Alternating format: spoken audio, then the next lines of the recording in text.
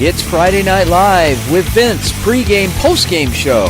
Your destination for top high school previews and wrap-ups with Vince and his team. Buckle up and hang on for Friday Night Live.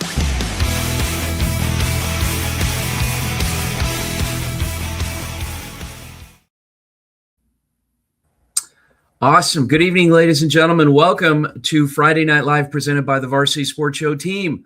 Vince DeLisio here, joined by tonight's co-host from the University of Arizona, Cole Bruntz. Cole, how's it going? Going great, Vince. How are you? All right, man. What a week. You know, it's interesting. And I know you've had a chance to do some social media work this week.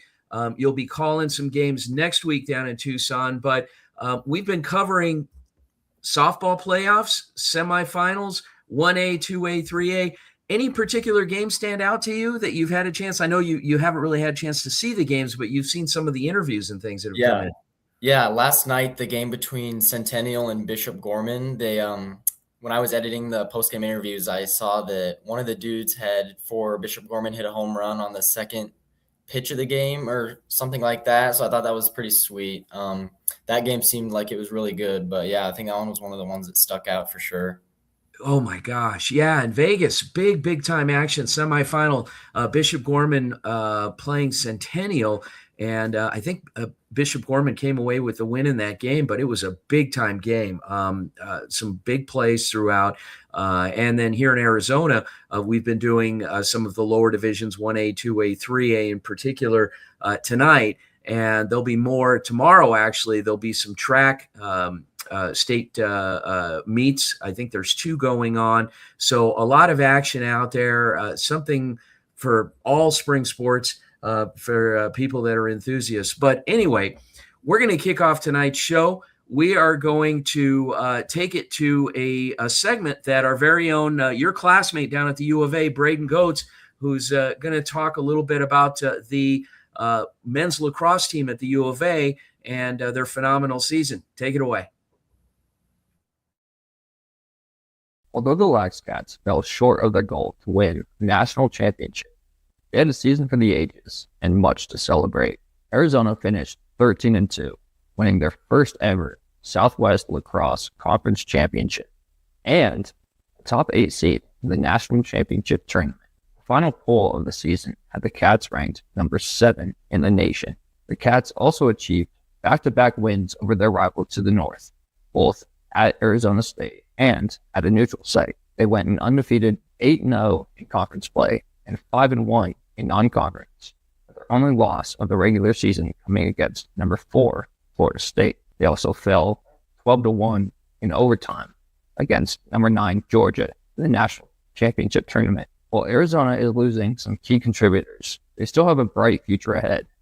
They have another season of Andrew Klingman, their top 10 faceoff specialist, and 3 more seasons of goalie Chase Stitchman, who is top 5 in the country. Head coach Eric Bassett is building something special in the desert. It's been an honor to cover this team this season. I can't wait to see what's next. Yeah, man, I have still yet to make it to a U of A lacrosse game. I don't think I've ever been to a lacrosse game in general, but definitely looks like I need to attend. It was year 2 for us covering the team, and it doesn't look like it'll let up anytime soon. So next spring, if you're around on campus, you definitely have to head out. They're a great team, fun to watch, fun to cover. Coach Bassett, his first year as a head coach, he was an assistant last year and has just been done a phenomenal job, obviously based off of Braden's report there and qualifying for nationals. So good stuff. What do we have coming up next?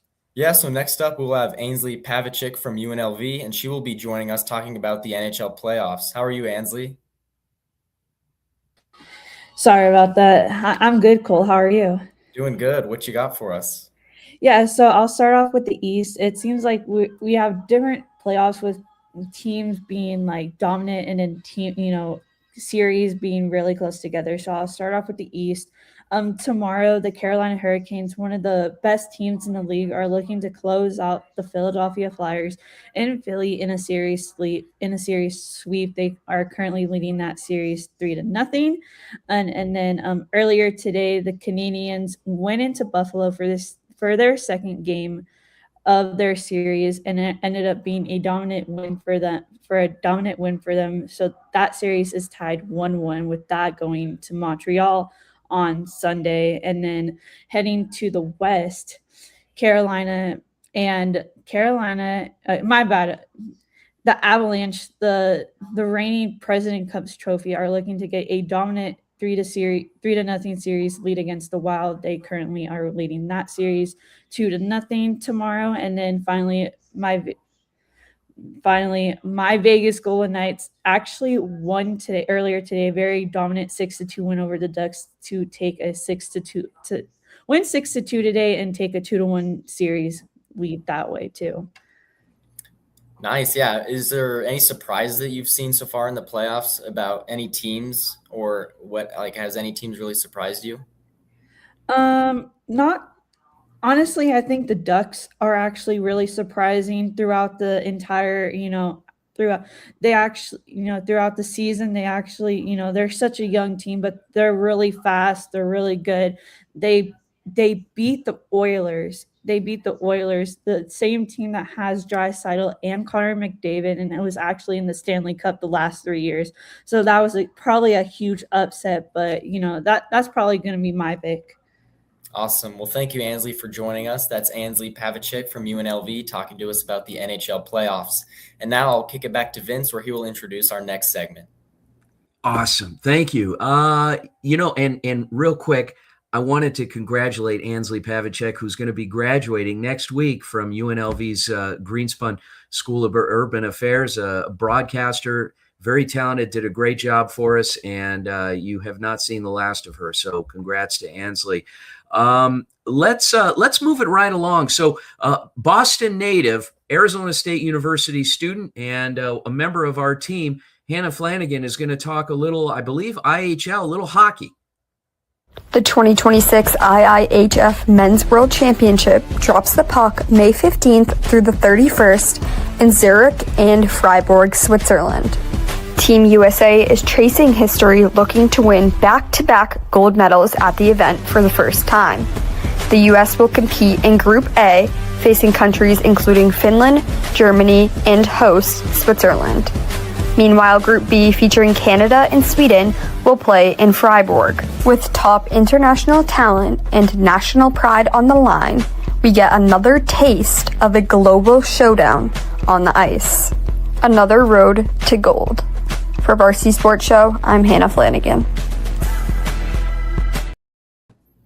Thank you for that segment, Hannah Flanagan. And up next, we will have Thomas Gabo from UNLV, and he has a pre-recorded segment talking about the NBA playoffs bracket. Have been nothing but amazing. Through the first round, we've seen some of the best matchups in years. Starting in the East, the number 1 seed Detroit Pistons were tested by the number 8 seed Orlando Magic, with the Pistons coming back from a 3-1 lead led by, of course, motorcade Cade Cunningham to win in 7 games. Another 7-game matchup in the East consisted of the number 5 Raptors from up north and the number 4 Cleveland Cavaliers. The pressure was on the Cavaliers going back home following a game winner from RJ Barrett in Game 6 to send it to 7 games, but it would be the experience of the Cavs who got it done 114-102. Next, the Knicks took down the Atlanta Hawks in 6 games with a 140-89 win. The Hawks were no match as they were outscored 83-36 in the first half. After a strong first-round start by the Celtics going up 3-1 against the Philadelphia 76ers, the Sixers stormed back, winning 3 games in a row to win in 7 games, and upset the Celtics in TD Garden. Joel Embiid and Tyrese Maxey got it done as the Celtics went into Game 7 without star Jason Tatum, who hurt his calf. Kicking it over to the West, both the Lakers and Timberwolves won in 6 over the Rockets and the Nuggets, with key role players stepping up for both squads. With Luka Doncic of the Lakers and Anthony Edwards of the T-Wolves both being out due to injury, key players like Marcus Smart, Luke Kennard, Terrence Shannon Jr., Ayo Dosunmu stepped up in a huge way to help their teams advance. The Thunder easily got past the Suns in 4 games, marking the only clean sweep of the first round, and the Spurs got past the Blazers in 5 games. With the second round kicking off, more teams and players will look to make their mark in the 2026 playoffs and advance to the conference finals. I'm Thomas Gabo with the Varsity Sports Show.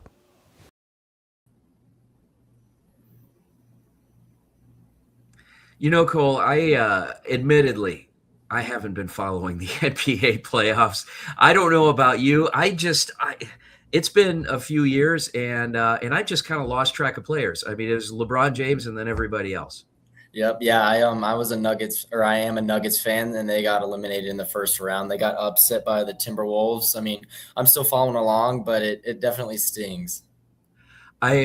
Yeah. Well, there's still a chance for salvation, I guess. We can jump on the bandwagon for one of these other teams. Obviously, Right. the Suns got knocked out early as well. But anyway, moving right along, we talk about sports, and we're going to be getting into some really fun stuff this summer. But right now, we've actually been covering a little bit of UFC, and I guess there's a big event going on, UFC 328, that our old friend Nam Lee, one of your classmates down at the U of A, was going to talk to us a little bit about. Nam, what do you got for us?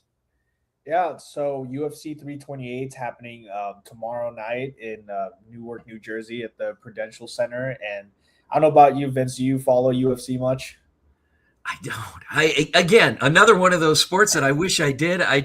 It impresses me because it's almost like a free for all that anything goes in that ring.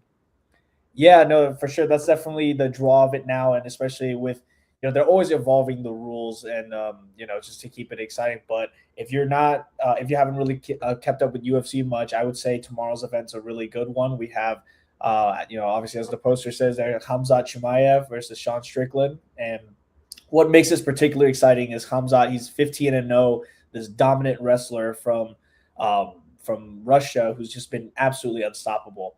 Strickland, he's a former champ. He's fought for the belt. I think this is the third time he's fighting for the belt. So definitely his chance to get back in the title picture. And what makes this especially interesting is these two guys used to train together, and their relationship turned sour. So not the first teammates turned rival story. So, but it's always exciting. And it was so bad that these guys had to be kept completely separate during the press conferences and all the media events. Usually they have the opponents sitting on opposite sides, but they're pretty close to each other. But these two guys, they've been kept completely far from each other. How do they class these guys? Are there weight classes here like in boxing? I mean, these guys all look really slender. So what are the weight divisions? So for this one, they will be fighting at its middleweight, which is 185 pounds. So it's going to be for the world title for that weight class. Wow. Awesome. Well, Nam Lee, University of Arizona, thanks so much for joining us, talking a little UFC 328. I'm going to turn it back over to our buddy Cole, who's going to introduce another segment. Take it away. Yeah, next up, we have Amaya Lucero from UNLV with a pre-recorded segment talking about the Vegas Golden Knights and Anaheim Ducks NHL Playoff Series. Hi, my name is Amaya Lucero from UNLV with the Varsity Sports Show, and I'm going to talk to you about Game 1 of Round 2 from the Vegas Golden Knights versus the Anaheim Ducks.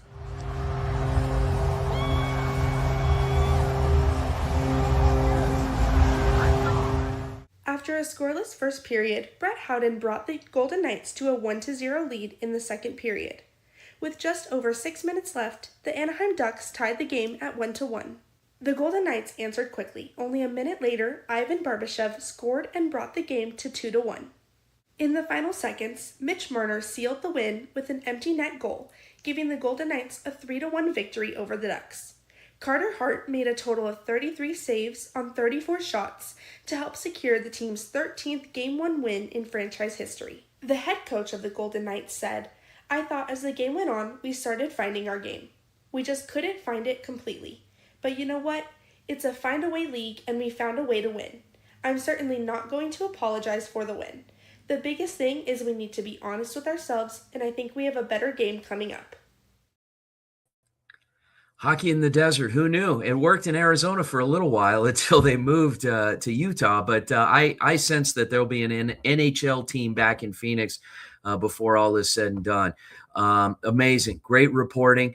And anyway, I'm going to turn it back over to Cole, who's going to talk. Actually, it's a segment that Cole did. Oh, another one of the partnerships that we have, Tucson Sugar Skulls. Tucson does have a major professional sports league, a team, the IFL, Indoor Football League, Tucson Sugar Skulls. They're a pretty good team, and we're just now starting to get to covering them a bit more this season. So good stuff. Cole's been following the team. Take it away, Cole. This is the Tucson Sugar Skulls Report, presented by the Varsity Sports Show, giving you a weekly insight on the latest Sugar Skulls news and updates on Tucson's Indoor Football League team. Now presenting the Tucson Sugar Skulls Report. This is Cole Bruntz with the Varsity Sports Show, and on Saturday, May 2nd, I was able to do live reporting from Tucson Arena, where the Tucson Sugar Skulls took on the San Antonio Gunslingers. It was Star Wars night, and the Sugar Skulls had a new look to their uniforms and a new quarterback, Tuscan Wilson. First quarter was all for the Gunslingers. They were up 14-0, but here in the second quarter, the Tucson Sugar Skulls got an interception from Chucky Williams and then answered right back with a touchdown from quarterback Tuscan Wilson.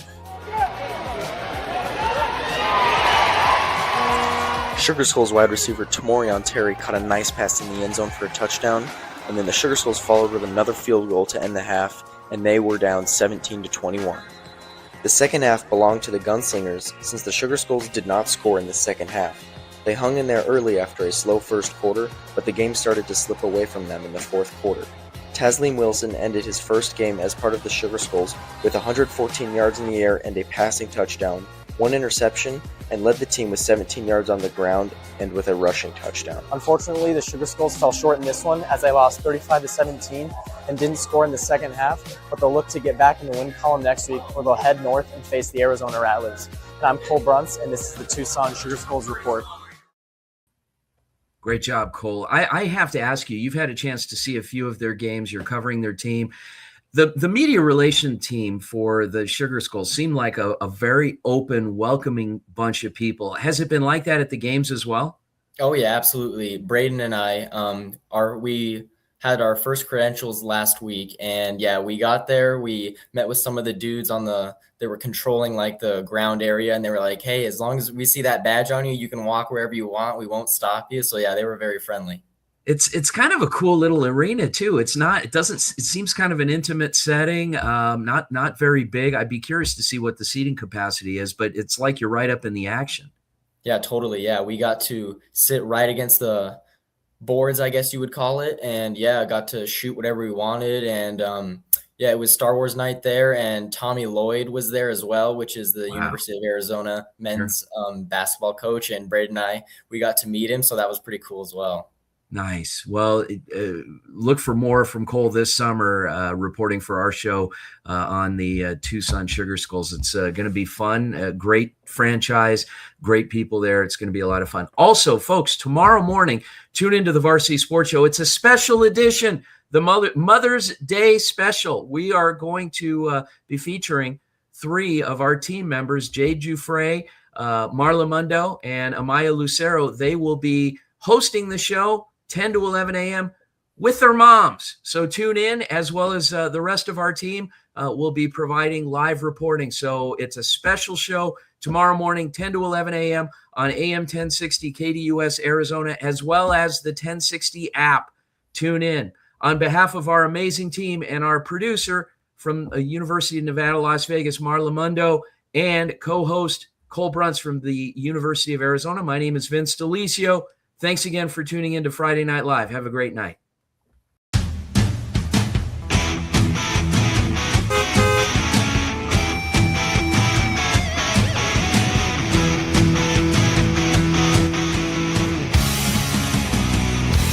It's Friday Night Live with Vince, pregame, postgame show. Your destination for top high school previews and wrap-ups with Vince and his team. Buckle up and hang on for Friday Night Live.